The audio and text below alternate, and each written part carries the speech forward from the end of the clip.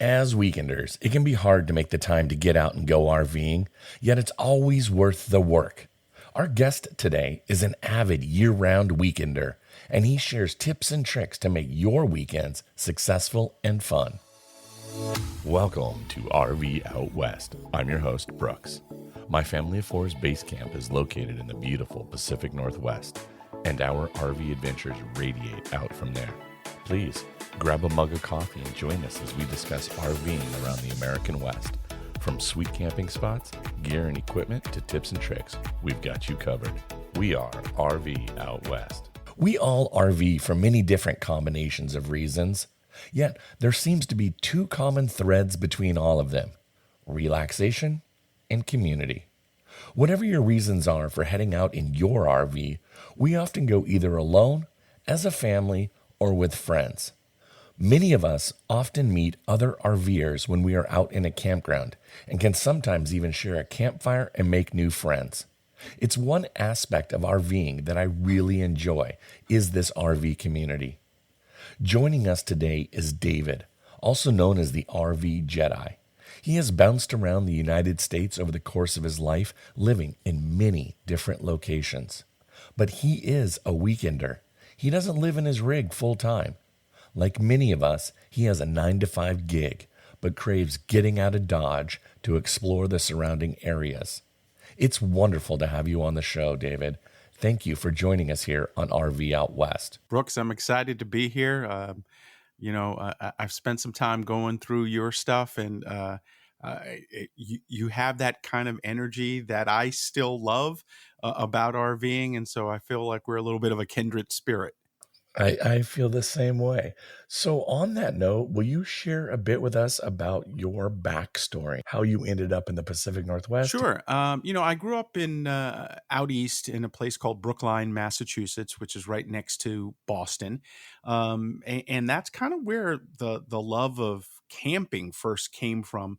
My parents would take my brother and I, and we'd have a couple other family friends, and we'd go out to Maine, and we'd find a small island or something, and we'd camp out there. This is back in the day. I am of a certain age.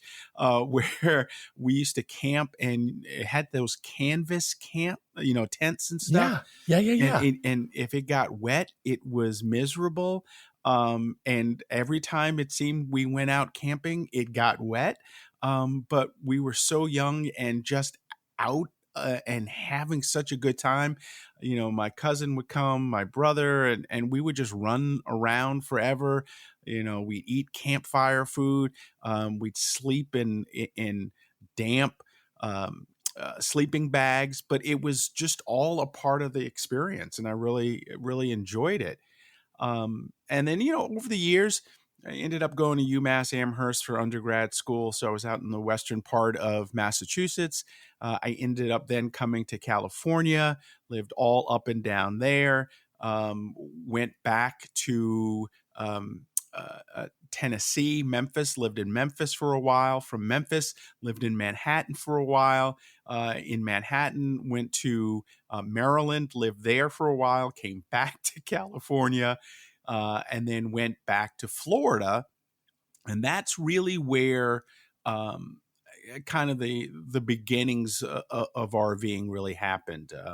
I was working in Tallahassee. At the time, I didn't think I could, own a home. But I wanted something to kind of get away on the weekends. And I had been to a vintage travel trailer show in Buellton, California when I lived there. And I loved those vintage old school, canned ham kind of things. And I was like, oh, it would be really cool to try and maybe get one and renovate it. But I was living in, apartments. I didn't have any space to work on it. So eventually when I was in Florida, I started kind of hanging around Camping World. I know that can be a naughty word sometimes, but I found a Class C RV. It was 24 feet. That was my foray first into RVing, and I just absolutely loved it.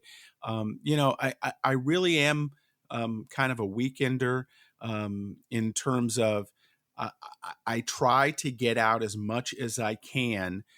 Still have to work, so I can't take really long trips. But every now and then I'll take a week or so and get out there. But I made a promise to myself that once I got an RV, I was going to make sure to use it as much as I can. And so I started out in a Class C, then went to a Class A, and did a whole renovation on that because I really wanted to do a renovation, and that was a blast. It had two slides, which was the big thing. So my bedroom had a slide, and the living room had a slide. It was a Winnebago Sightseer, and it was 2005. And I just really liked having the space. And I kept saying in the back of my mind, at some point, if I decide to try to live full time, I could do it. It's got a queen size bed. It's big enough, and I just really enjoyed myself when I first kind of got into it. Eventually, ended up moving to Wisconsin for a job opportunity. Took the RV up there. Had a really good time. It was at the start of the pandemic. So RVing in the pandemic was really unusual, especially in Wisconsin. Um, and then from there, I got an opportunity to come to Seattle for a job opportunity. And I went back to get my RV and start bringing it across. And then I blew an engine. So I didn't know what I was going to do. I ended up having the RV stored in Chippewa Falls, Wisconsin. And then all I could think of was I got to pay this off because I was, having payments, and I wanted to pay it off and then figure out what was going to be next. So I did that. And then at the same time started to look at what could be next. I ended up paying it off and then donating it to charity. And believe it or not, there are charities out there that want to take an old vehicle and it helps them. So that was great. And then, I really started in earnest looking for whatever was going to be next. And I looked at travel trailers. I did car camping for a long time and had, fun doing that. But I really knew that at some point I wanted to get back into a regular RV. And I kept looking at different things. And then I had two sets of friends who both had Class Bs. One couple had a Coachman Beyond. The other one had a Travato. And I knew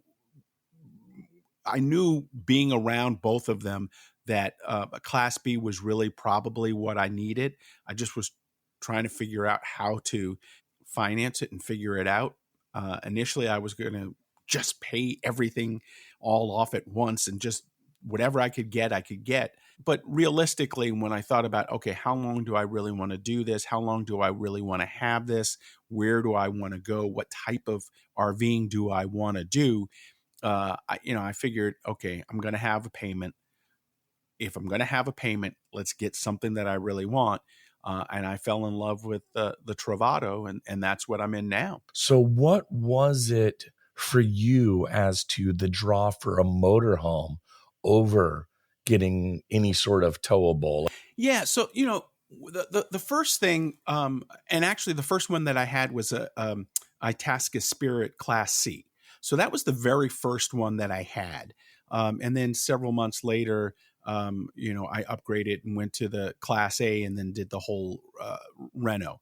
When I was looking at Camping World and just kind of walking in and looking at a lot of different things, I looked at even small towables at that point. But at that time, I had a small SUV. I wasn't sure how to tow anything. And so that was a big concern. And, when I talked to a couple of different people, they were like, well, you're probably going to have to upgrade your drive vehicle. And I wasn't quite ready to do all of that. And then when I went into the Itasca Spirit, again, it was 24 feet. I wanted to be under 30. I was able to have everything with me. The one thing that I didn't like about the Class C was the corner cut bed. It just never felt really comfortable to me. And ironically, I have a corner cut bed now, but it's a different bed. but I like the idea of just kind of having everything kind of with you. Obviously you're dealing with a motor and an engine, so there are some hassles with that as well. I also really loved and casitas, those kind of fiberglass Yes. small Yes, I love towables. those too. They're super cool. Oh yeah, Super cool. and I've seen like really old ones that people have reworked. And then I've seen like the new ones too, which are fantastic. It was hard, but I really thought about maybe even one of those as well, because they're lightweight and you could tow it with, a bigger SUV. Would you be able to tow it with your current kind of daily driver, or would you have had to have also upgraded your daily driver? I would have had to upgrade my daily driver. I was right on the edge because I have a Subaru Crosstrek, Yeah. and so it's like right on the edge, depending on how heavy you Yep. packed the Scamp. So it's right on the edge, but at the same time, aesthetically they were just really pretty, and I really thought, okay, um, this could be something. But like I always envy those who can tow, because I've seen people be like back in at campsites and stuff, and if they're a couple, they have their whole routine, and one's out, some use walkie talkies and things like that, and I'm always amazed at how somebody can back those in particular. But then again, and when I was here about a year and a half ago, I went to the Tacoma Fall RV show. Yeah. And that was a great opportunity to see a lot of towables up close and personal. Size wise, inside, I think they were fine. Because when I go out, I really like to be out in the park or out in the location, hiking or doing something. So it's not as much about being inside for me. So size wise, they were still pretty good. But again, while I was there too, I saw another Travato, and the Travato just I've become a Winnebago It guy. resonated. Yeah, yeah, yeah, fair. That's fair. It's Spaceballs, Right. right? It's like having the Winnebago for Spaceballs. I get you, man. And there's no judgment. I think it's awesome. Let's pause here and hear a word from our friends over at Camper Alerts. The seasons may have changed, but that doesn't make it any easier to find available campsites. Now, you can get notified of sold out campsites when they become available with Camper Alerts. Choose your campground, pick your RV specific filters, and set an alert. It's that simple. Visit camperalerts.com today and start setting your alerts. Well, so you got your Class B Travato now, that your current rig now, but within the year, right? You've Yeah, had I it got now it about a early year-ish? March of 2024 here. But yeah, so let's tell me about some of your adventures that you've been going on in your Yeah, new so rig. one of the things that I really wanted to make sure that I did when I brought the Travato back was try to get out as much as possible. So I really love state parks. So I've gone to a lot of state parks here. My favorite thing is finding cool county parks. I found Snohomish County Park System has been really phenomenal for me. Kayak I Point. just Say it again. Have you been to I Kayak just Point? went to Kayak Point. Oh man, that is my Oh, go-to. I live 20 minutes, half hour from there. So for our weekend yeah. getaway, we go to Kayak Point probably 3 to 4 times a year. I love Kayak I Point. want to get to Kayak Point during the summer, because I did it in the fall and it was great during the fall. There were only like 2 people in the park at the time. And it was just really, really special. So yeah, county parks are really good. State parks I love. I did a hip camp earlier this year, which was cool. I stayed at a Christmas tree farm, and then I did a harvest host spot as well. So I've tried, and then a couple of national forests. So I did Snoqualmie, Baker. I like getting out and trying to find some place within just about 4 hours away. That's kind of the limit for a weekend, because maybe I take a Friday off and either leave on a Thursday night or get up and then leave on a Friday and stay a couple of nights. I just went to Oregon for my very first time, which was phenomenal. I just stayed at a park called LL Stubb Stewart Memorial Park. It's in Buxton, Oregon, and it was one of my favorite stops this year. So now, kind of, how long have you been a Seattleite? It's 3 years this month. When I got here, we were right in the middle of the pandemic. Again, I tried to bring my RV across country, and it broke down. So I car camped for the first, year and a half of being here, and I watched those videos yeah, too. and I really wanted to explore the area because I'd heard so much about the Pacific Northwest, and so I wasn't going to let the fact that I didn't have my RV prevent me from exploring. Which is really good. I mean, that's good for you. That's Yeah. awesome. So, on that note, using Seattle as your home base, whether you were car camping or it's been in your Travato, what have been some of your let's just say top 3 destinations in the Pacific Northwest? Okay. The first one happened in the Travato earlier this year, and that was Pacific Beach State Park. First of all, I love the water, and I just love being out there. There's just something about it. Was a flat beach where you could walk for miles and just have a really great time.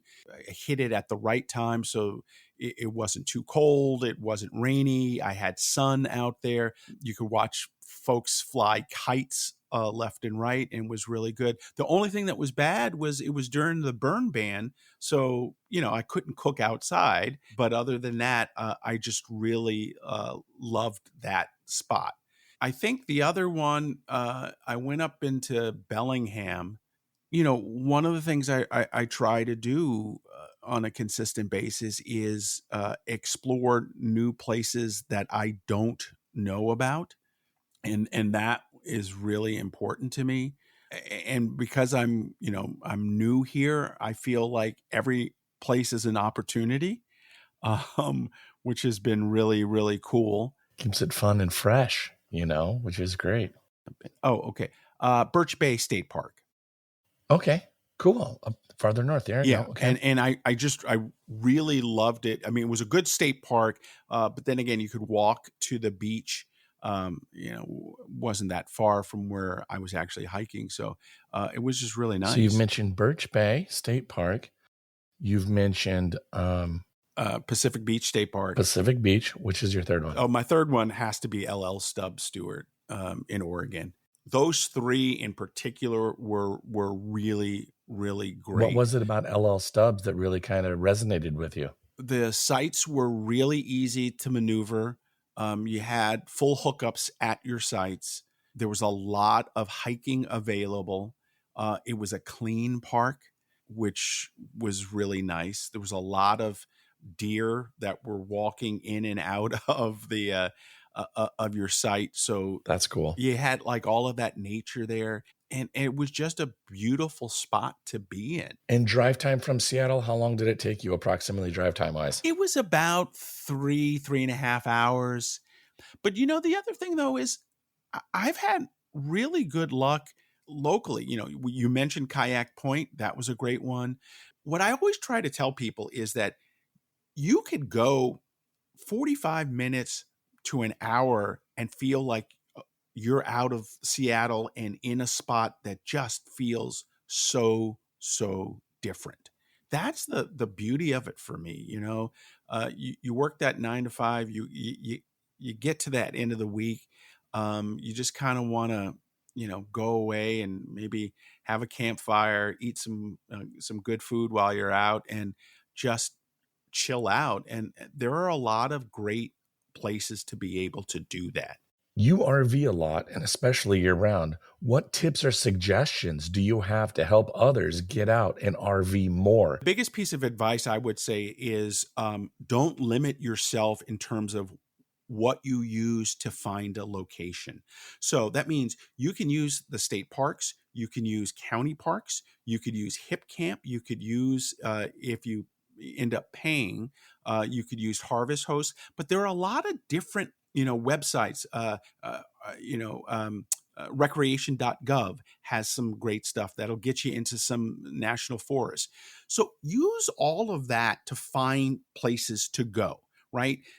So you can find that. The next thing I would say is be okay with just going out for a couple of nights. There are a lot of folks who think, if I can't go out for a whole week, if I can't go out for a long trip, why am I doing it?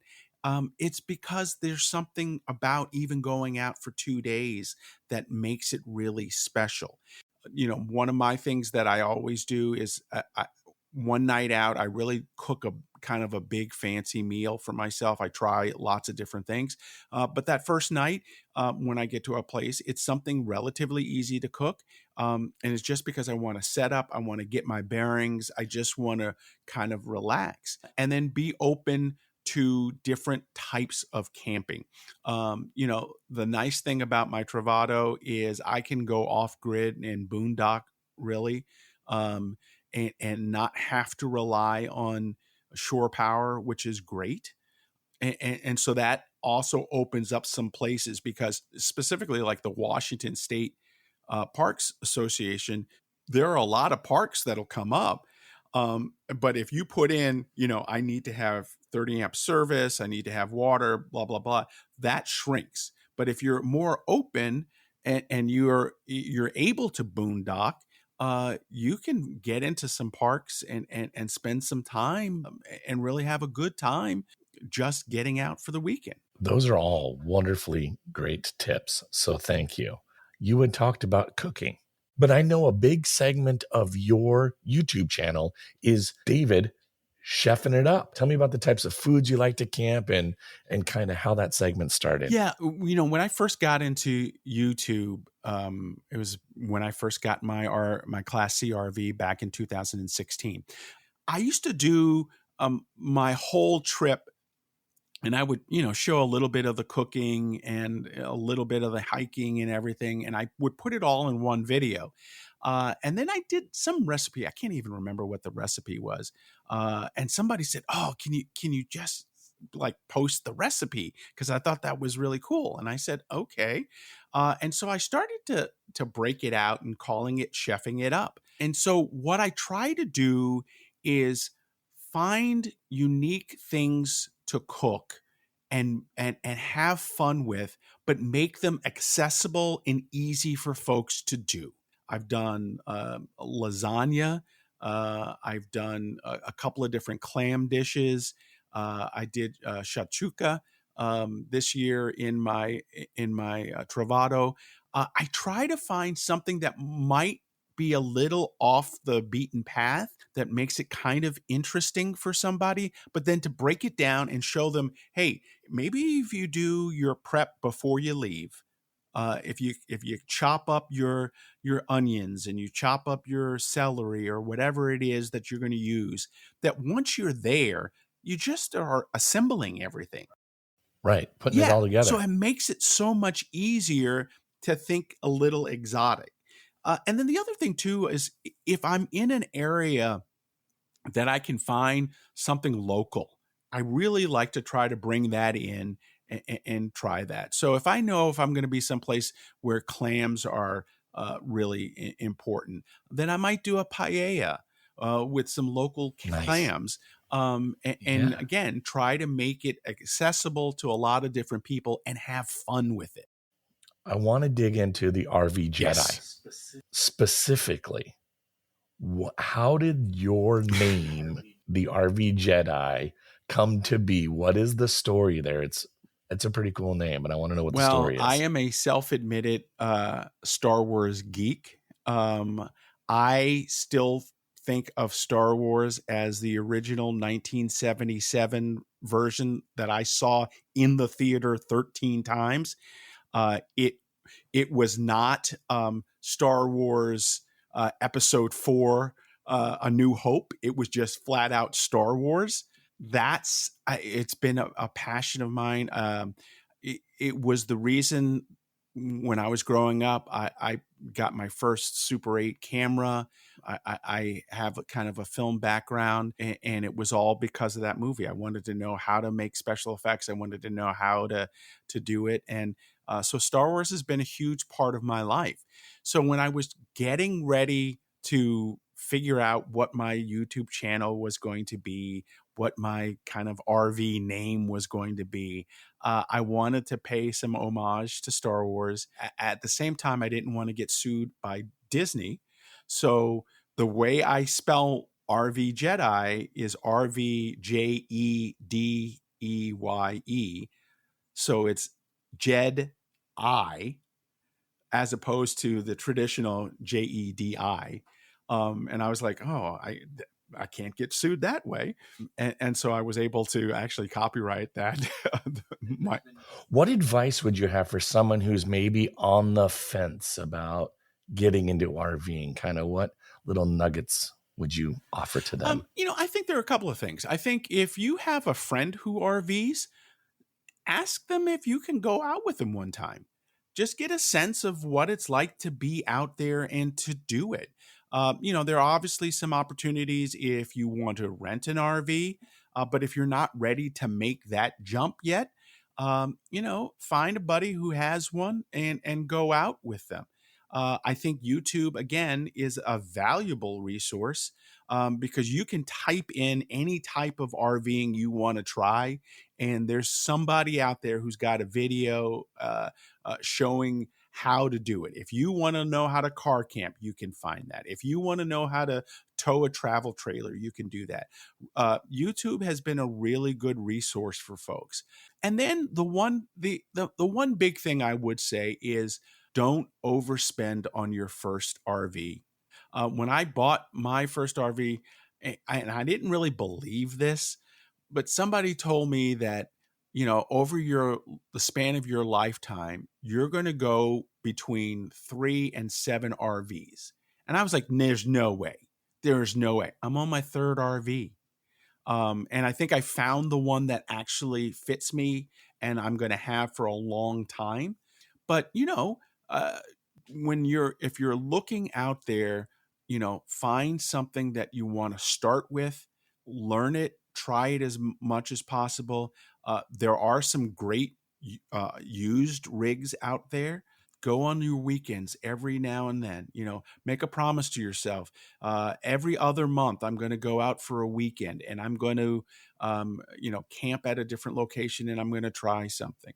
That's the best way to do it, because if you can find a friend to help you, if you can graduate into actually buying your own rig and not spend a lot of money, then you'll know exactly what you want as you move into whatever your forever RV is going to be. Solid advice. We're on rig number 2. So you still got at And least then one we're more now- coming. Yeah, there's definitely at least one, if not 2 more coming. So I've got my eyes set on something. The missus has got her eyes set on something. We're not jiving. So, we'll have to cross that bridge. We're not in the market. So we still need the bunkhouse. So we're good. The kids have their beds and we're good. But be careful. That's where I find it's most dangerous, when you're not in the market and then all of a sudden you're driving past something and you're like, oh, that's pretty cool. I've always had really good experiences with those who are in the RV world, who are really doing it, because there's an inherent like pleasure about it. There's something that we all want to talk about it. We all want to share it. Yep. Yep. And I think, as folks think about, again, RVing and trying it, that's one of the best things about it. You meet so many people who just stop and have a conversation with you. Maybe it's about your rig. Maybe like you said, maybe it's about what you're cooking that day, right? You're smoking Yeah. something all day. That's something that I really love about RVing and that whole community. It really is a community.